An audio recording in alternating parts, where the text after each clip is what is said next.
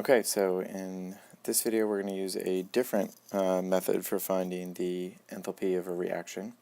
In this case we're going to use the bond energies to solve for it and get an estimate. We're going to do the same reaction we did for the video that I did on standard enthalpies of formation. So we're going to do the combustion of ethanol. So I'm just going to sort of really quickly put that one out there. C2H5OH, we'll just deal with everything in the gaseous state, plus 3O2 reacts to form 2CO2 and 3 waters.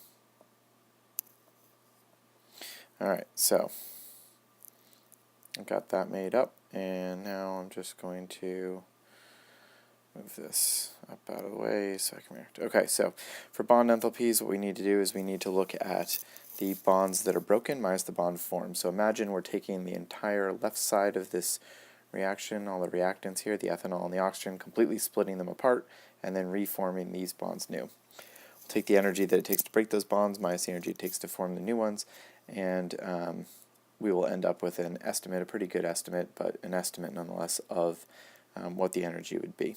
Okay, so first thing we need to do is we need to actually write out the Lewis structures of all of these so that we know what we're dealing with in terms of what bonds we have. So for ethanol,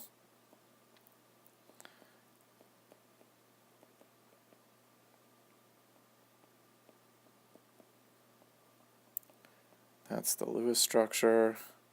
For oxygen, okay, remember we have 3 of these. Sometimes it helps to just sort of notify yourself that way. Okay, this might take you a little longer. I'm just sort of punching through this a little bit quicker so you're not watching me make Lewis structures. If you need to do that, you can go back and watch. Keep those separate. You can go back and watch the Lewis structure video. And then we have 3 H2Os.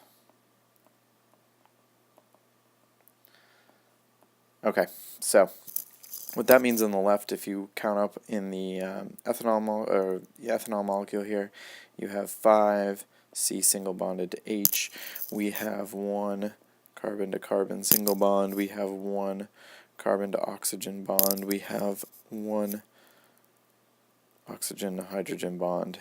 And then we have 3 O double bonded to O's from the 3 oxygen molecules. If we look on the right side here, we have each carbon dioxide here. It has 1 carbon double bonded to an oxygen, and there's 2 total carbon dioxide, so we have 4 C double bond O bonds, and we have 6 O to H single bonds from the waters. So I'm simply, you look up these values on a chart. You can look up bond enthalpies. You can look at the chart that posted up and given you. You can find it in a book somewhere. So 413 kilojoules for a CH. A C to C is 348. A C single bonded to O is 358. And O single bond to H is 463. And an O double bonded to O, or sometimes it shows up as O2 specifically, because that's really the only time you'll get that, is 495 kilojoules. If we look at the other one, the C double bonded to O, that is 799. And the OH, again, we already looked this up, 463. At this point, if you want to, you could sort of just sort of make a note to myself actually here before I go much further that this is going to be times 4. This one's going to be times 6, this one is going to be times 5, this one is times 3.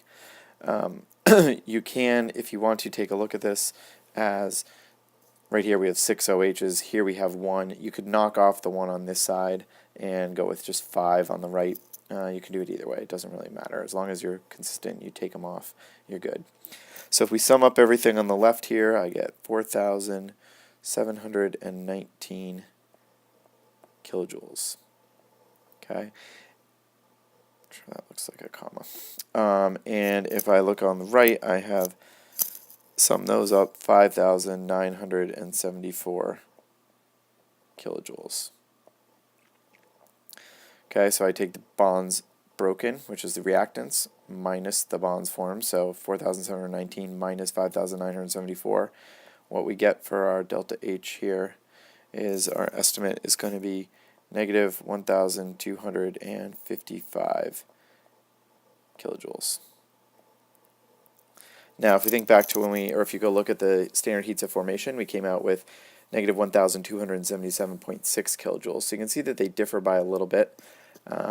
There's a couple reasons for that. One of the main reasons is that this is this average of all of the bonds, so that CO bond right here, C single bonded to O, we're assuming that it's the same in every time there's a C to an O bond in every molecule, and that's not really the case.